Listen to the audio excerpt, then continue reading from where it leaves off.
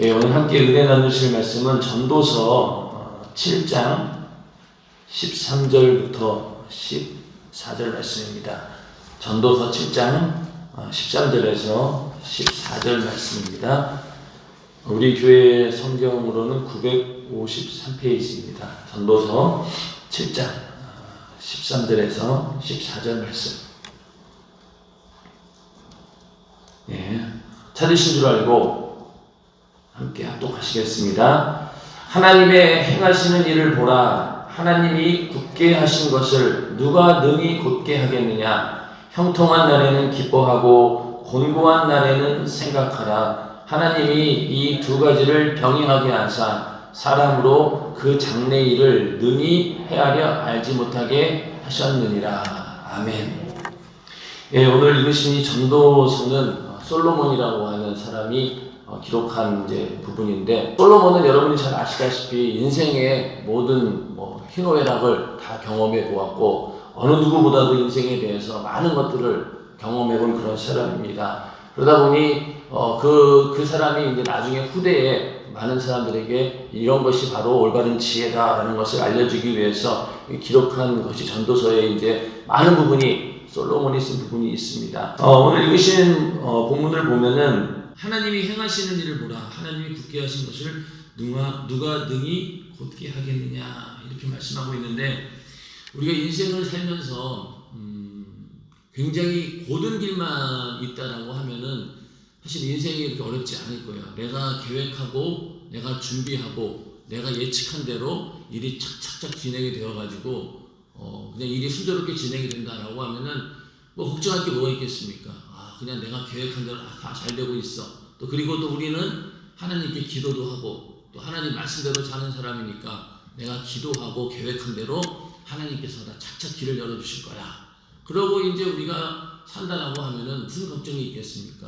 그런데 이 인생이라고 하는 것이 예수 믿지 않는 사람이나 또 예수를 믿는 우리들이나 이게 참 예측할 수 없다는 것이 참 아이러니한 일이죠. 만약에 우리가 앞날을 다 예측할 수 있다라고 하면은 어떤 불의의 사고나 이런 것들을 막기 위해서는 좋겠지만은 반면에 굉장히 무의미한 그런 삶을 살 겁니다. 내일을 뻔히 안다라고 하면은 오늘 사는 게 굉장히 무료한 거죠. 내일 어떤 일이 뻔히 생길 줄 알기 때문에. 우리가 내일 일을 알 수 없고 예측할 수 없기 때문에 우리는 오늘을 최선을 다해서 사는 것입니다. 그래서 오늘 내가 열심히 살아서 내일은 좀 더 좋은 일이 있겠지, 더 희망찬 내일이 오겠지, 이런 마음으로 매일매일 하루를 살아가는데, 그러나 인생에서는 그거 우리가 예측한 대로 되지 않죠.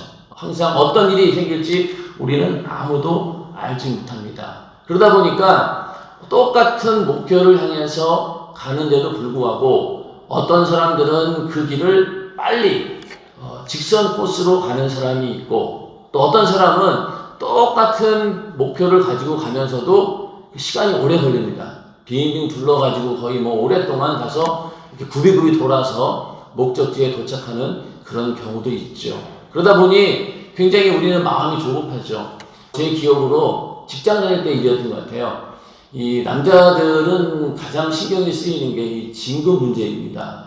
그 가운데서도 대리로 있다가 과장으로 되는 게 굉장히 중요해요. 왜냐하면 대리는 관리자도 아니고 리더자도 아닌 그 중간 단계인데, 과장이 되면은 일단 어느 파트의 책임자가 되기 때문에 대리에서 과장 되는 게 굉장히 중요합니다. 근데 거기서 나랑 같은 동기까지는 그래도 이해가 되는데, 나보다 늦게 들어온 사람이 먼저 과장이 돼버리면요, 그걸 견딜 수가 없는 거예요. 자존심상. 내가 돼야 되는데 왜 제가 됐지? 왜 나는 왜 안 됐을까? 그래서 그 1, 2년밖에 안 되는 그 차이를 가지고 어떤 사람들은 들어서 못 다니겠다. 나를 이렇게 인정해주지 않고 대우도 안 해주니까 내 회사 그만둬야지. 그러면서 아예 사표를 내는 그런 사람들도 있습니다. 그만큼 1년, 2년, 진급 늦어봤자 1, 2년인데 그거를 못 견뎌가지고 그냥 사표까지 내는 그런 경우가 있는데, 저도 사실 그런 일을 당하니까 굉장히 이게 자존심이 상하더라고요. 괴롭고. 그래서 굉장히 안달이 나가지고 어떻게 하면 빨리 나도 빨리 앞서갈 수 있을까라고 이제 고민을 하게 되는데, 세월이 지나고 나서 둘이 이제 나중에 다 가장이 됐어요. 그러고 나니 세월 지나고 나니까 그게 아무것도 아닌 거예요. 그게 아무것도 아닌 일에 그냥 목숨을 걸고 직장 생활 만약에 뭐 정년 때까지 한다라고 치면은 몇십 년의 세월인데 그 가운데서 그 1, 2년 차이는 아무것도 아니고 오히려 나중에 가서 그 사람보다 내가 더 앞서기도 하고 그렇기 때문에 아무것도 아니에요. 그런데도 그 당시에는 그게 굉장히 조급하고 야 내가 너무 늦어지는 거 아닌가 걱정하게 됩니다. 그런 것처럼 우리 인생에서 어떤 목표를 두고 가는 길에 있어서 직선 코스가 아니면 굉장히 불안해하지만은 그러나 굽이굽이 돌아서라도 어떤 경우에는 목적지에 이르게 합니다. 그 가운데는 하나님의 여러 선하신 뜻이 있는데 이스라엘 백성들이 애굽에서 나왔습니다. 노예 생활을 하면서 이제 애굽에서 나와가지고 이제 가나안이라고 하는 하나님께서 지정하신 하나님의 축복하신 그 땅으로 이제 가는데 출애굽해서 홍해 바다를 지나서 원래대로 정상적으로 가게 되면은 그 가나안까지 가는 그 길이 그렇게 길지 않아요. 기껏해야 일주일 정도 그 정도면은 충분히 이스라엘 백성들이 갈 수 있는 그런 목적지였습니다. 그런데 그렇게 금방 갈 수 있는 길임에도 불구하고 하나님께서는 얼마의 세월을 돌아가신 거예요? 40년의 세월을 광야에서 유하게 하면서 결국 40년 후에 들어갑니다. 그 말이 40년이죠. 40년 생각해 보세요. 지금부터 여러분들 40년 전 한번 떠올려 보세요. 굉장히 오래전 일이잖아요. 그 오랜 기간 동안에 사람도 한두 명이 아니죠. 거의 뭐 200만 명 이상, 노약자까지 합치면 거의 200만 명 이상이 되는 그런 엄청나게 많은 사람들이 40년간 광야에서 유리하면서 그 길을 갔다라고 하는 것은요. 아마 지금 시대에도 그런 일들은 불가능할 거예요.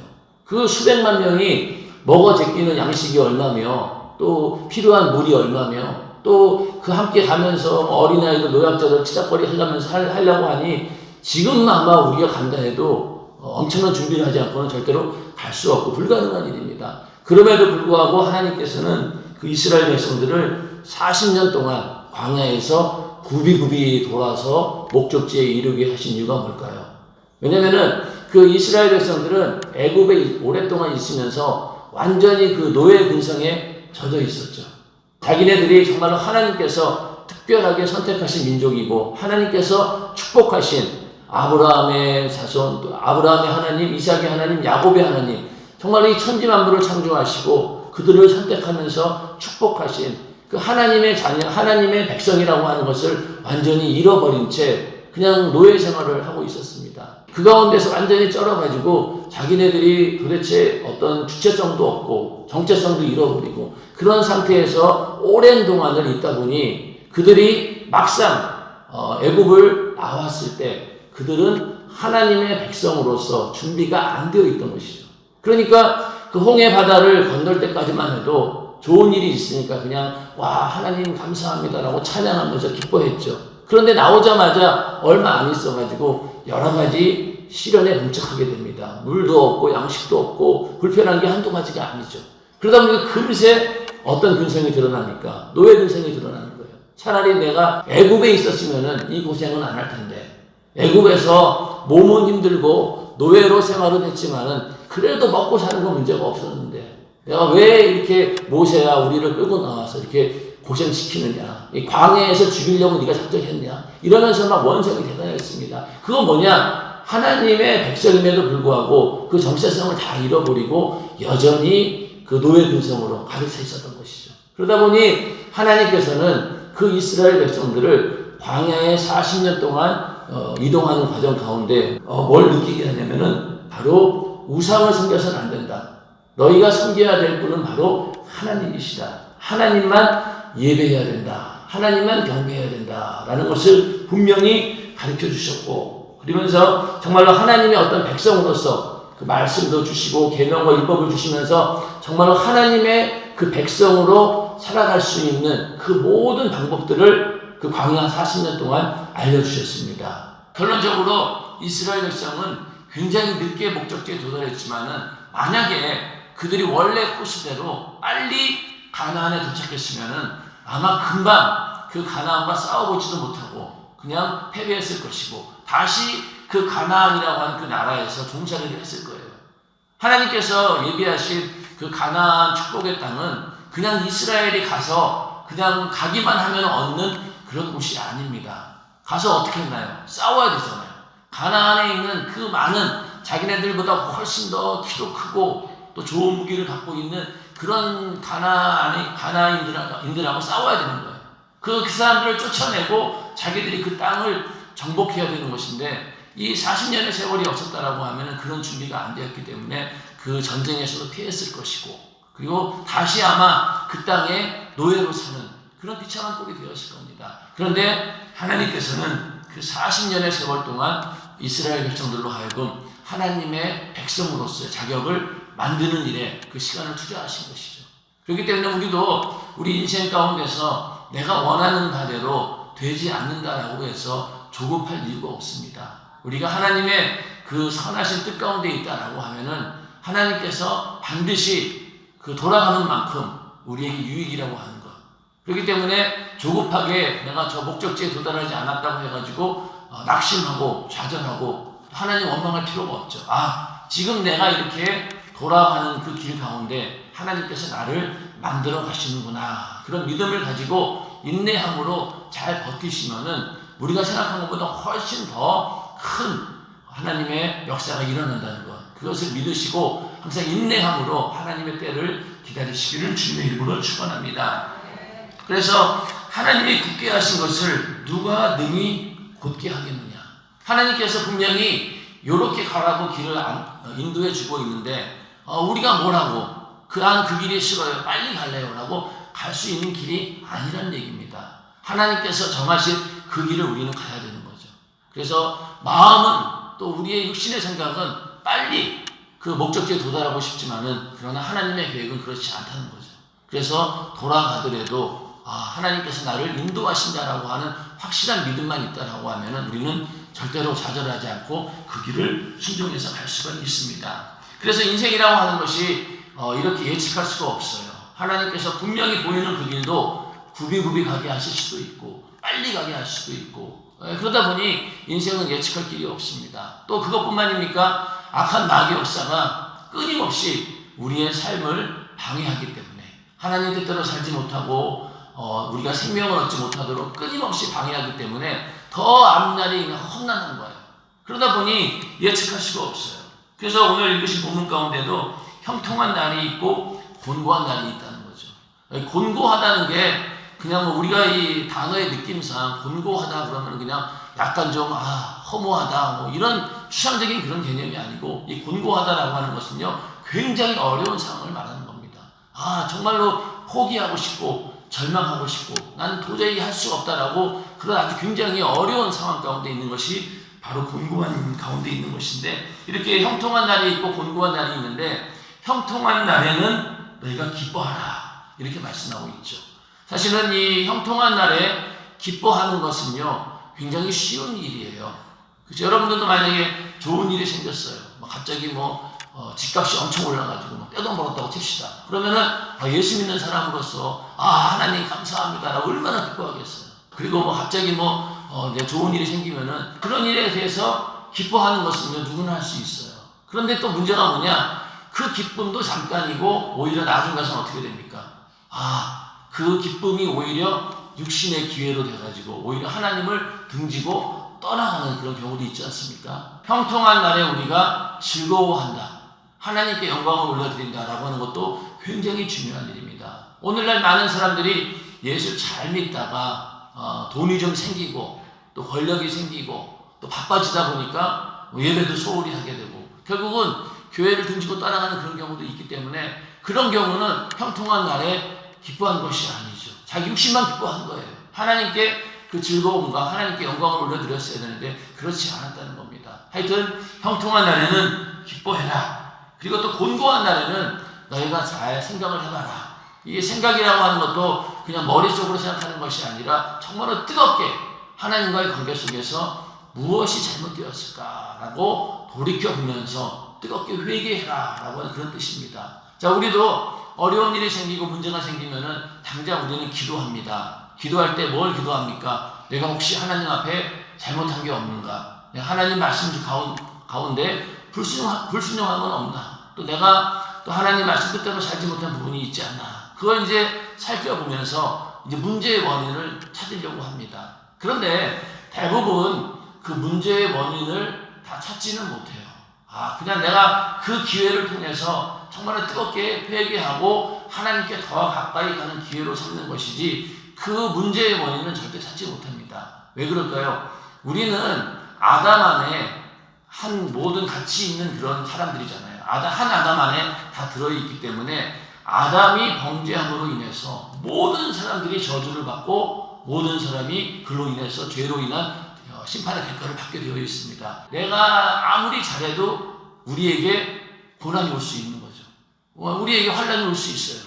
또 우리에게 마귀의 역사가 틈탈 수 있어요. 왜 그럴까요? 그것은 아담이라고 하는 죄 안에 다 들어왔기 때문에 우리는 어떤 경우에는 전혀 우리랑 상관없이도 그렇게 죄의 틈 탈 수 있다는 얘기죠. 그런데 엄밀히 따지면 우리는 죄를 벗어날 수 없기 때문에 그 틈을 타고 언제든지 마귀의 역사가 할 수 있다는 것. 그러니까 우리의 고난에 대해서 우리가 닥치는 이런 환난에 대해서 어떤 경우에는 원인조차 찾지 못하고 또 내가 회개한다라고 해서 그 문제가 금방 또 싹 없어지느냐? 그것도 아닙니다. 그렇기 때문에 이 공고한 날에 생각하라고 하는 거 이거 참 어려운 일인데 그 생각하라고 하는 그 가운데는 회개하면서 뭘 알아야 되느냐? 하나님을 이런 상황에서 내가 어떻게 하기를 원하실까?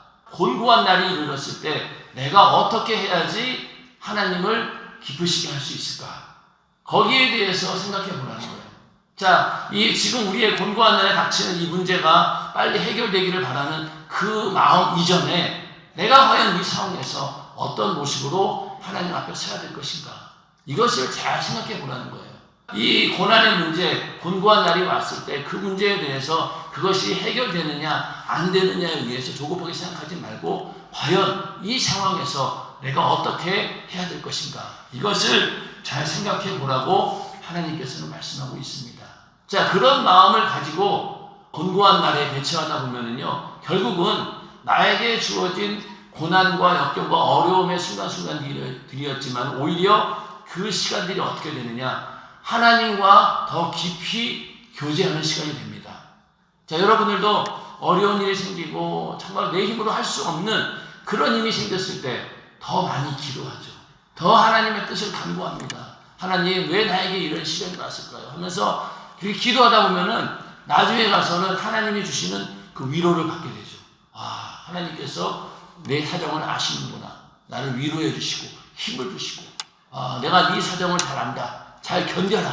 이 한마디만 듣고 나면은 어떤 시련이 와도 우리는 넉넉히 이기게 됩니다. 그렇기 때문에 우리는 그런 곤고한 날이 왔을 때 잘 생각해 보라고 하는 것은 바로 그 기회를 하나님이 주시는 형통의 복을 받는 그런 기회를 얻어라. 그러니까 우리가 즐거운 날에도 하나님께 영광을 올려드리면서 하나님을 찬양하고 또 곤고한 날에도 우리가 기도하면서 하나님과 교제하면서 하나님께서 나와 함께 하신다라고 하는 사실을 알게 되었을 때 그건 역시 우리에게 주어진 복이라는 얘기죠. 그렇기 때문에 즐거운 날이나 또 곤고한 날이나 항상 우리는 하나님과 함께하는 삶이기 때문에 그 자체가 복인 줄로 인정하시기 바랍니다. 그 복을 다 받으시기를 주님의 이름으로 축원합니다. 그러니 우리는 형통한 날이나 곤고한 날이나 어느 때든지 하나님으로부터 오는 그 복을 내가 소유할 수 있다는 거죠. 하나님께서 늘 나와 함께 하신다는 복. 우리 인생은 이렇게 그 예측할 수 없는 그런 상황 가운데 살고 있습니다. 어떤 사람들은 이 예측할 수 없는 상황이 마치 그 롤러코스터를 타는 것처럼 한꺼번에 저만큼 올라갔다가 갑자기 떨어져가지고 정신을 못 차릴 정도로 그 기복이 큰 사람도 있어요. 그런 사람들은 정말로 세상 말로는 야 팔자가 참 세구나 그런 사람들 있잖아요. 그런 사람들 보면은 얘기만 들어도 막 지쳐요. 아이고 도대체 그런 인생의 역경을 어떻게 견뎌냈습니까? 할 정도로. 하여튼 그 정도로 기복이 심한 것이 인생인데 결국 그래서 인생을 우리는 이 광야에 비유를 합니다. 이 광야라고 하는 것은 말이 좋아 광야지 사실은 허허벌판 사막이잖아요. 아무것도 없어요. 거기는 이 좌우 분별이 안 돼요.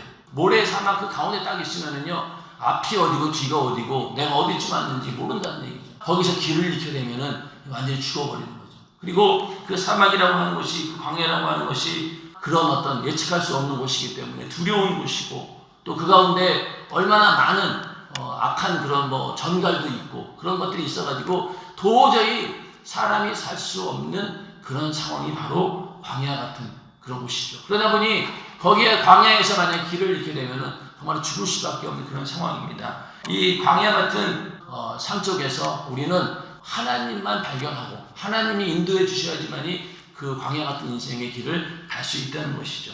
아까 말씀드린 것처럼 그 이스라엘 백성들을 인도했던 그 모세라고 하는 사람의 삶을 봐도 이 사람은 태어났을 때 애굽의 왕자였습니다.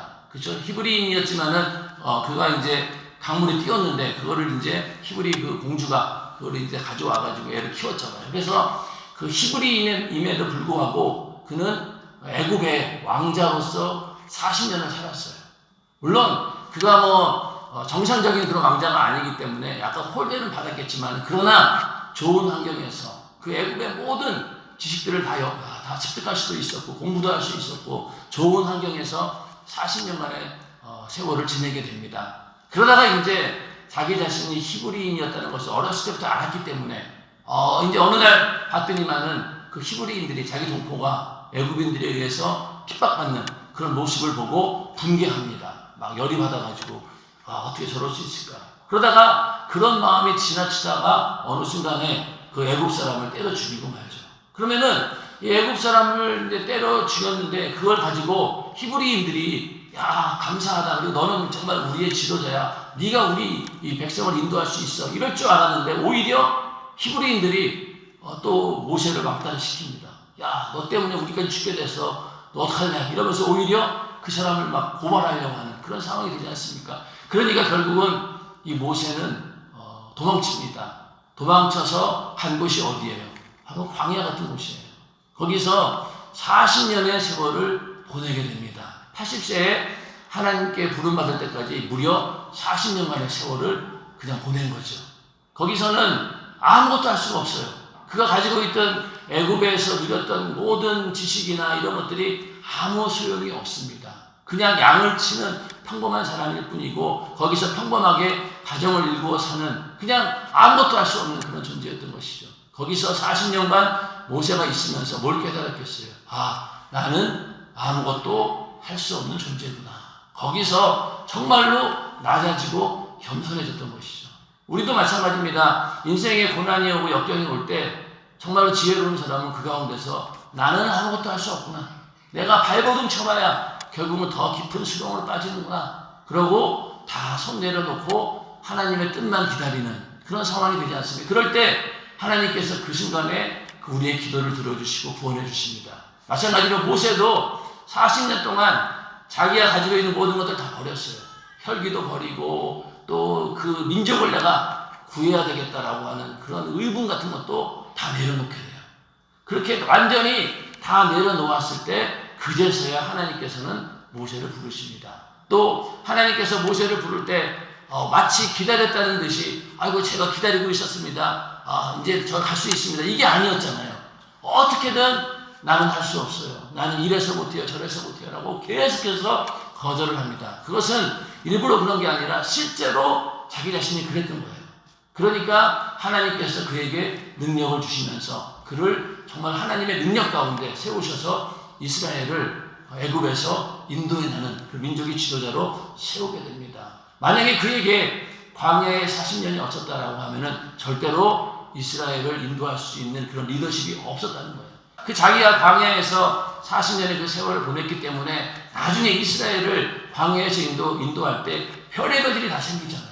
그럴 때마다 이 모세는 정말로 겸손하고 온유하게 그 사람들을 이끌어냅니다.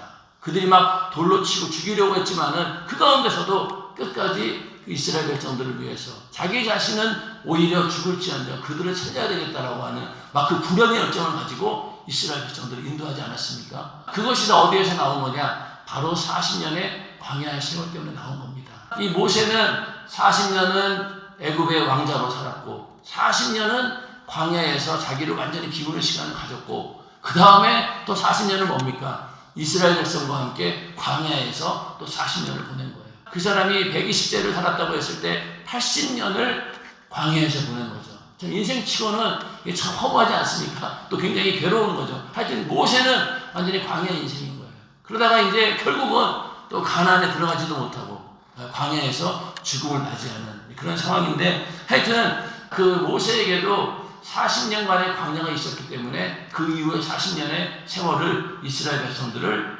인도해 갈 수 있었다는 것. 그걸 위해서 하나님께서는 그를 광야로 거의 쫓아내신 거죠. 우리도 어떤 환경 가운데서 완전히 코너에 몰릴 때가 있습니다. 아무것도 할 수 없어요.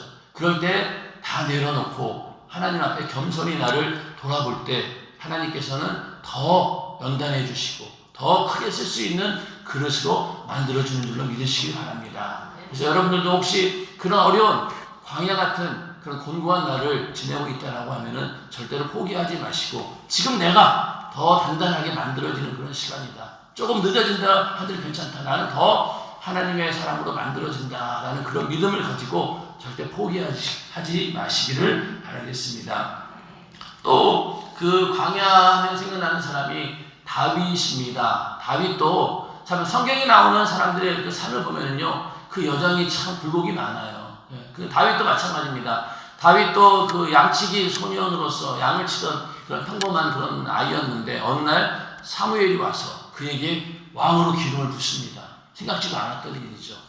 그러면서 그때부터 이 다윗은 형통한 날이 열리기 시작합니다. 기름 부음 받게 되었고 또 골리앗과의 싸움에서 그가 물맷돌을 가지고 이제 골리앗을 때려 눕히죠.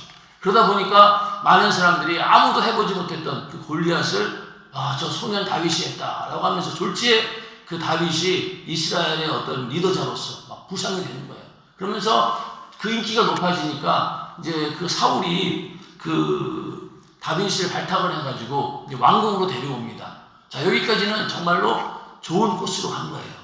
이제 좋은 일만 있겠구나. 이제 다윗도 평범한 그런 양치기 소년이 아니라 이제는 뭡니까? 왕으로서 점점점 들어갈 수 있는 길이 열렸구나라고 생각하고 있었는데 그렇지가 않았죠. 그 사울이라고 하는 사람이 변수가 생긴 거예요. 처음에는 그 다윗을 정말 좋은 의도로 왕궁에 데려왔으나 점점 다윗의 인기가 높아가니까 시기질투하면서 어떻게든 이 다윗을 죽이려고 합니다. 마치 그 정신분열을 일으킨 것처럼 막 쫓아다니죠. 그 성경에도 보면은 이 사울이 왜 그랬을까? 하나님의 악신이 그냥 씌운 거예요. 그래가지고 어떻게든 다윗을 죽이려고 발악을 합니다. 결국은 거기서 견디지 못하고 도망가게 되죠. 그러면서 도망가서 숨은 곳이 어디냐면 바로 엔게디라고 하는 광야입니다. 엔게디는 그 광야 가운데 물이 있는 그런 곳이고, 엔게디로 도망간 이유는 그곳은 여러분들도 이제 성수의 땅을 가다 이런 거 보면 아시겠지만은 그 조그만 굴들이 많아요. 숨을 수 있는 곳이 많다는 얘기입니다. 그 형지가 높고 아무나 접근할 수 없기 때문에 사울이 아무리 쫓아온다 한들 도망갈 수 있고 숨을 수 있는 곳이 바로 이 엔게디 광야입니다. 거기서 다윗은 또 곤고한 날을 보내게 되죠. 어떤 곤고한 게였어요? 언제든지 이 사울이 나를 추격하고 있다, 나를 죽이려고 하고 있다라고 하는 것이 얼마나 그것이 불안감이었겠어요. 그렇죠? 누군가 나를 죽이려고 작정하고 항상 그러고 있으니 얼마나 긴장했겠어요. 그런 가운데서 이 다윗은 굉장히 많은 곤고한 세월을 보내게 됩니다. 그 다윗이 그런 곤고한 가운데 있을 때 하나님을 향한 시편을 많이 기록을 했어요. 그 참 아이러니한 일이죠. 우리가 즐거울 때 하나님을 찬양하는 것보다 오히려 고난당하고 어려울 때 우리는 하나님 앞에 더 진실해지고 우리 안에 감춰져 있던 그런 영성이 막 드러나는 이유가 바로 그런 곤고한 때예요. 잘 되고 편안할 때는 오히려 육신이 나태해지고 게을러지지만은 이 곤고한 날에는요, 우리 영적인 그런 상태가 더 민감해집니다. 이 다윗도 마찬가지예요. 이 어려운 가운데 있을 때 기록한 시편들이, 주옥 같은 시편들이 굉장히 많습니다. 그런 것처럼 이 다윗은 곤고한 날을 보내고 있었죠. 그런데 다윗이 이 광야에서 나름대로 얻은 것이 이 두 가지가 있는데, 첫 번째는 거룩함입니다. 다윗은 정말로 잘 나가다가 승승장구하다가 졸지에 그냥 사울에게 쫓기는 그 도망자 신세가 되었죠. 그런 가운데서 오히려 그 다윗의 성품이 더 독해지고 더 잔인해질 수도 있잖아요. 왜냐면은 다윗은 아무것도 잘못한 게 없어요. 사울에게 목숨의 위협을 당할 만큼, 죽일 놈이라고 할 만큼 뭐 잘못한 게 있나요? 아무것도 없죠. 오히려 사울을 도와주었고, 그가 악신으로 괴로움을 당할 때 이걸 악기를 연주해가지고 낫게 해주고 그런 일 하지 않았습니까? 그러니까 사울 입장에서도 솔직한 얘기로 다윗을 잘만 곁에 두면은 훨씬 더 유리한 그런 상황이었음에도 불구하고 사울이 막 그렇게 쫓아오는 거죠. 그러니까 다윗은 아무 잘못이 없어요. 그러니 오히려 그런 생각이 들다 보면 억울하고 열받고 막 그러니까 그래 나도 이 사울을 만나자마자 죽여버려야 되겠다. 어쩔 수 없다. 내가 살기 위해서는 그를 죽이는 방법밖에 없다. 이 지긋지긋한 도망자의 생활을 끝내기 위해서는 같이 붙어가서 싸워서 죽여버리자. 그러면서 더 칼을 갈고 사울이 나타나기를 더 기다렸다가 같이 싸울 수 있는 그런 상황이었어요. 그런데 이 다윗은 그렇게 만들어지질 않았습니다. 오히려 더 겸손해지고 더 하나님의 뜻을 쫓은 것이죠. 그러다 보니 그 다윗에게는 두 번의 결정적인 기회가 옵니다. 사울을 죽일 수 있는 결정적인 기회가 두 번이 나오죠. 마지막 두 번째 기회가 사울이 거기 이제 성경에는 발을 가리우러 굴에 들어갔다라고 하는데 그거는 이제 이게 좋은 말로 한 거고 대변을 보려고 이제 들어간 거예요. 거기서 이제 왕이 용변을 보는 사이에 그때 죽일 수 있었던 거죠. 그런데 거기서 다윗은 사울을 한번 죽이지 않습니다. 왜 그랬을까요? 하나님께서 기름 부은 자를 내가 함부로 죽였다가는 이것은 하나님에 대한 신성 모독이다. 하나님의 그 신성을 모독하는 일이기 때문에 나는 절대로 하나님의 계명을 범할 수도 없고 하나님의 뜻을 거스릴 수 없다. 그러고는 그 모든 두 번의 기회를 다 놓치고 사울을 풀어줍니다. 그리고 죽이질 않아요.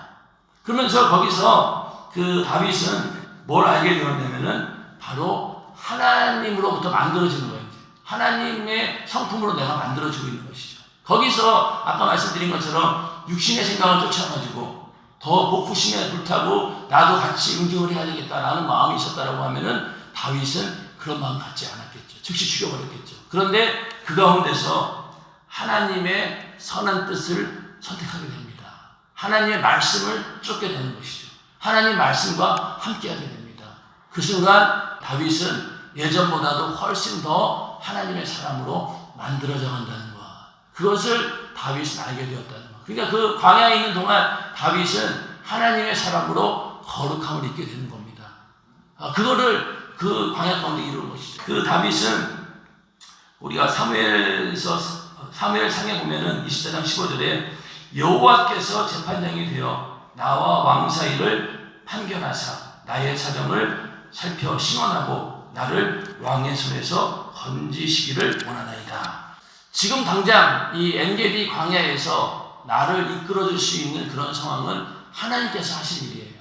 내가 사울을 판단하고 그를 응징한다고 해서 될 일이 아니라 결국은 내가 하나님의 거룩한 뜻을 쫓을 때 기름 부은 자를 내가 절대로 손대지 않겠다라고 하는 그 말씀을 지키고 하나님과 함께할 때 하나님께서 능히 이 광야 같은 이 공고한 날에서 나를 건져주실 것이다 라는 그런 믿음이 있었다는 겁니다. 그렇기 때문에 우리는 곤고한 날이 왔을 때 절대로 우왕좌왕하지 말고 거기서 우리는 하나님의 뜻을 선택해야 됩니다.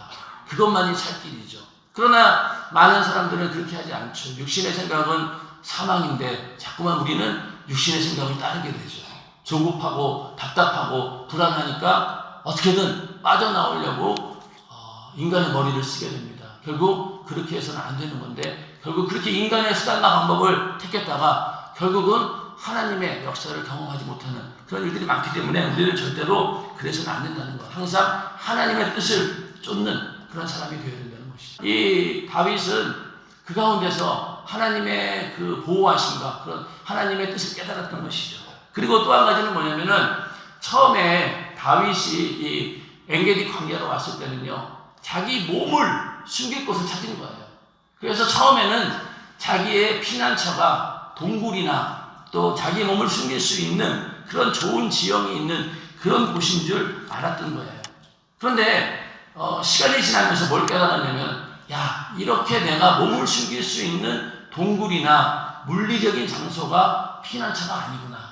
진정한 피난처는 무엇이냐? 바로 나를 보호해 주시고 지켜주시는 하나님이시구나라는 걸 깨닫게 됩니다. 그러면서 이 다윗은 이 시편 가운데 이 피난처에 대한 얘기를 굉장히 많이 합니다. 그 피난처가 처음에는 동굴인 줄 알았고 또 자기 몸을 숨길 수 있는 그런 요새와 같은 엔게디 거기에 있는 줄 알았더니만 그게 아니었던 거예요. 진정한 피난처는 어디냐? 바로 하나님과 함께하는 하나님께서 보호해 주시는 그 순간이 피난처다라고 하는 사실을 발견하게 됩니다. 다윗은 그 가운데서 하나님만이 나의 유일한 피난처이시다라는 고백을 하게 되고 그로 인해서 하나님의 철저한 보호를 받고 결국은 그 광야에서 나와서 나중에 이스라엘의 왕이 되지 않습니까? 그런 것처럼 우리도 곤고한 날, 이 광야 같은 그런 어려운 순간에 있을 때 절대로 우리는 하나님의 선하신 뜻, 하나님의 뜻을 선택해야 되고 또 정말로 우리를 지켜주시고 보호해주시고 끝내 우리를 이 구렁텅이와 같은 이 어려운 곤고한 가운데서 건져내실 분은 바로 주님이시다. 이 믿음만 가지고 끝까지 견뎌낼 때 언젠가는 하나님께서 그 가운데서 나오게 하신다는 것. 그것이 오늘날 성경에서 말하고 있는 바입니다. 이 다윗이 이런 어려운 가운데서 이제 하나님을 찬양했는데 시편 57편 한번 보겠습니다. 시편 57편 7절부터 11절 같이 읽어보겠습니다. 시작. 하나님이여 내 마음이 확정되었고 내 마음이 확정되었사오니 내가 노래하고 내가 찬송하리이다. 내 영광아 깰지어다. 비파야 수금아 깰지어다. 내가 새벽을 깨우리로다. 주여 내가 만민 중에서 주께 감사하오며 열방 중에서 주를 찬송하리이다. 대저 주의 인자는 커서 하늘에 비치고 주의 진리는 궁창에 이르나이다. 하나님이여 주는 하늘 위에 높이 들리시며 주의 영광은 온 세계 위에 높아지기를 원하나이다. 자, 여러분 이 시편 읽으면 굉장히 친숙하지 않아요? 여기는 무려 우리가 잘 알고 있는 찬양이 3개나 나옵니다. 내 마음이 확정되었으니 그 찬양 아시죠? 제가 찬양을 잘 못해가지고 부를 수가 없어요. 그러니까 여러분들 그 찬양 아시죠? 그 다음에 일어나 새벽을 깨우리로다. 그것도 우리가 옛날에 많이 불렀던 찬양이고 또 한 가지는 뭡니까? 내가 만민 중에 요즘에는 이 찬양을 많이 안 부르는데 한때 저희 젊었을 때는 굉장히 많이 불렀어요. 내가 만민 중에 이 찬양이 바로 여기 있어요. 이 시편이 어디에서 나온 거냐? 다윗이 사울을 피하여 굴에 있던 때, 그렇죠? 엔게디 굴 속에 있을 때 이 찬양을 했던 거예요. 정말로 다윗에게는 최악의 상태, 더 이상 빠져나올 수 없는 그런 어떤 절박한 상황 가운데서 그는 하나님께 처음에는 나를 건져주세요, 나를 구원해주세요 기도했어요. 근데 나중 가서 하나님께서 어떤 마음을 주셨느냐? 그 가운데서 하나님을 찬양하고 경배하면서 오히려 그 굴 속에서 천지를 창조하신 하나님을 바라보게 되고 전지전능하신 하나님의 그 섭리를 깨닫게 되면서 이런 시를 기록하게 됩니다. 다윗은 비록 광야에 있었지만은 그의 영적인 상태만큼 어떤 거예요? 최고의 수준인 거예요. 그렇기 때문에 우리도 고난 가운데 있을 때가 최고로 영적으로 깨어있는 순간이고 그때가 바로 영적으로 최고로 빛나는 때임을 아시고 절대로 그 순간을 좌절로 포기하지 마시고 기도함으로 승리하시기를 주님의 이름으로 축원합니다. 이 광야가 이렇게 주는 그런 의미는 굉장히 크죠. 그래서 우리는 뭐 곤고한 날이든 형통한 날이든 인생 자체가 광야입니다. 육신을 입고 사는 것 자체가 광야와 같은 세월이죠. 그렇기 때문에 우리는 여기서 정말로 지혜로운 사람들은 이 가운데서 하나님의 뜻대로 만들어지는 사람이 정말로 지혜로운 사람이죠. 자, 똑같은 인생을 70년, 80년, 120년을 살았다 칩시다. 그러나 만약에 정말로 이 시기를 하나님과의 관계를 잘 만들어서 내가 만들어진다라고 하면은요, 그 세월은 영원히 변하지 않는 시간들이지만, 그러나 그냥 그 시간을 허비해버리고 아무 의미 없이 보낸다라고 하면은요, 그것은 그냥 없어져 버리는 시간이잖아요. 오히려 내 인생이 마이너스가 되잖아요. 그런데 그 기간을 하나님과 함께 했을 때 그 시간만큼은 영원히 기억되는 시간이고 그 가운데는 하늘의 면류관으로 상으로 남는다는 사실을 알고 절대로 우리는 육신의 세월이 광야같이 어렵고 곤고한 날이 계속 이어진다 할지라도 그 가운데서 하나님과의 신령한 만남이 이루어져서 하나님의 뜻대로 만들어지는 우리 모두가 되기를 주님의 이름으로 축원합니다. 똑같은 광야에 다윗도 있었지만요, 사울도 있었어요. 사울은 다윗을 쫓아가는 입장이었죠. 어떻게든 다윗을 죽이려고 하는 그런 상황이었습니다. 그러니까 사울은 그냥 다윗을 죽여야 되겠다는 생각만 있었어요. 그도 하나님께서 기름 부어 세운 자잖아요. 이스라엘의 초대 왕이에요. 그에게도 기회가 있었습니다. 오히려 다윗보다 훨씬 더 좋은 환경에서 왕이 되었기 때문에 더 하나님의 뜻대로 쓰임받을 수 있는 그런 사람이었어요. 모든 자질도 괜찮았고. 그런데 이 사울은 똑같은 광야에 있으면서도 다윗과는 정반대의 생각을 하게 된 거죠. 다윗은 자기 육신의 생각을 버리고 하나님의 선하신 뜻을 쫓은 거죠. 기름 부은 자를 내가 절대로 죽이지 않겠다라고 하는 그 마음을 정하고 그 뜻을 쫓았는데, 이 사울은 그렇지 못했던 거예요. 거기서 육신의 생각, 자기의 수단과 방법을 끝내버리지 못합니다. 결국 어떻게 되었습니까? 사울은 다윗도 죽이지 못하고 자기도 그 왕에서 물러나야 되는 그런 상황이 되고 아주 비참한 그런 최후를 맞이하지 않습니까? 그렇기 때문에 똑같은 광야에 있었지만은 우리는 다윗이 될 수도 있고요, 또 반대로 사울도 될 수 있다는 거죠. 거기서 우리는 어느 걸 선택하셔야겠어요? 다윗이 돼야 되는 거죠. 그러니까 절대로 우리는 사울처럼 이 어리석은 일로 가서는 안 된다는 얘기입니다. 이런 광야 같은 인생 가운데서 우리는 뭘 쫓아야 되느냐? 보이는 것만 쫓다가는 실패합니다. 보이지 않는 하나님의 그 손길을 따라야 되고, 보이지 않는 하나님의 뜻을 쫓아야 되는 것이죠. 우리 예수 믿고 신앙생활하는 그것이 좁은 길이고, 정말로 예수님이 가셨던 그 고난의 길을 똑같이 가는 그런 제자의 삶이라는 것. 그렇기 때문에 힘든 거예요. 우리는 육신이 힘든다는 이유로 아이고 나는 육신의 생각을 따라가야지 했다가는 결국 우리는 하나님 원하시는 뜻대로 이루지 못하고 천국까지 가지도 못하고 중간에서 그냥 죽어가야 되는 그런 상황이 된다는 거죠. 그러니까 천국이라고 하는 것도 우리에게는 분명한 목표가 주어졌습니다. 그 길을 가는데 사람마다 다 달라요. 사람마다 다 길은 다르지만은 그 가운데서 그 길을 갈 수 있는 유일한 방법은 바로 하나님의 인도하신 대로 가는 것뿐이 없습니다. 사람마다 좀 다르겠죠. 기질도 다르고 성품도 다르기 때문에 어떤 사람은 그 길을 가는데 이렇게 갈 수도 있고 할 수도 있지만, 그러나 중요한 것은 하나님께서 나와 함께 하신다라고 하는 것이 제일로 중요하다는 것. 그래서 자주 말씀드리지만은 우리가 어떠한 상황에 있다 할지라도 그 순간 하나님은 어디 계시다고요? 바로 나와 함께 계시다는 거예요. 정말로 이건 하나님이 살아계시면 이럴 수 있습니까? 라고 하는 그런 상황이라 할지라도 그때 하나님 어디 계신 거예요? 나와 함께 계신 거예요. 그러면서 내가 당하는 고난과 어려움 다 알고 계시죠. 주님이 내 안에 계시니까요. 다 아시죠. 때로는 우리와 같이 눈물도 흘리실 것이고 또 우리를 위해서 정말 탄식하며 기도도 하실 거예요. 그러나 그 때를 지나기를 하나님은 원하시고 그 때가 지나야지만이 하나님께서 원하시는 대로 내가 만들어진다는 사실, 그걸 아시고 절대로 어려운 일이 생길 때일수록 오히려 우리는 이 순간이 바로 더 광야에서 하나님을 만나 다윗이 만난 것처럼 나도 영적으로 성장할 수 있는 그런 기회구나 라고 정신을 바짝 차리고 주님의 손길을 끝까지 의지한다라고 하면은 절대로 실패하지 않습니다. 그러면은 세월이 지나고 아이고 내가 참 험한 길을 돌아왔구나 라고 하지만 돌아오는 가운데 오히려 내 영혼이 풍성해진 거예요.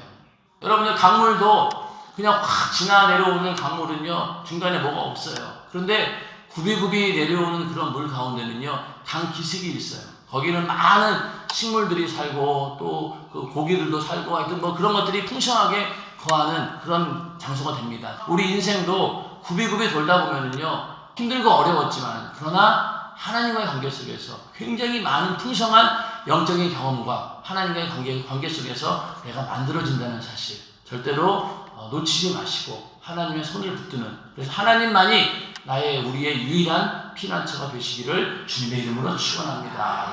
그래서 어려운 일이 생길수록 우리는 오히려 하나님께 더 찬양해서 다윗이 남겼던 그 시편 57편의 이 아름다운 찬양처럼 우리의 삶 가운데도 하나님을 향한 이런 인생을 통해서 하나님께 올려드리는 그런 찬양의 시가 넘쳐나기를 주님의 이름으로 축원합니다. 지금 기도하겠습니다. 기도할 때 주님, 내가 정말로 어렵고 곤고한 날이 있었을 때 주님 끝까지 곤고한 날에 주님께서 나와 함께 해주시고 절대로 흔들리지 않게 하시고 형통한 날에는 즐거워하고 곤고한 날에는 오직 하나님만 생각하고 이겨낼 수 있도록 그 모든 곤고한 날들을 다 승리함으로 하나님과 함께 이겨나갈 수 있도록 도와주시옵소서라고 기도하시고 어려운 일 당할 때 내가 불만불평하고 또 하나님의 그 살아계심을 의심했던 그런 어리석은 모습 용서하여 주시고 어떠한 고난이 온다 할지라도 어려움이 온다 할지라도 이겨낼 수 있도록 나에게 믿음을 주시옵소서라고 기도하시고요. 여러분들이 가지고 있는 영육간의 여러 가지 문제들을 위해서